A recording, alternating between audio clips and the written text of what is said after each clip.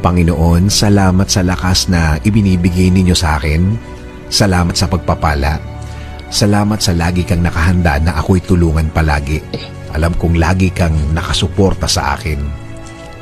Kahit ang nasa harapan ko ngayon, ang mga nangyayari ngayon, ang mga problemang nasa buhay ko ngayon ay hindi ko maintindihan. Kahit na ang tingin ko sa sitwasyon ko ngayon ay napakagulo. Sa iyo pa rin ako aasa, sa iyo pa rin ako kakapit because you said in your word that you will always be there for me with a helping hand. As a father to me, I thank you, Lord. Hindi ako manghihina sa mga bagay na to.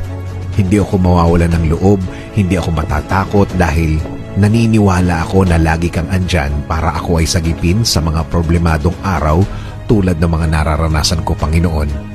Alam ko, Lord, things will never be the same, na ang lahat ng ito'y magbabago, na ang lahat ng ito'y mabibigyan mo ng sagot, na ang lahat ng ito'y nasa harap ko lang na ikaw ay nagbibigay ng iyong blessings behind the scene.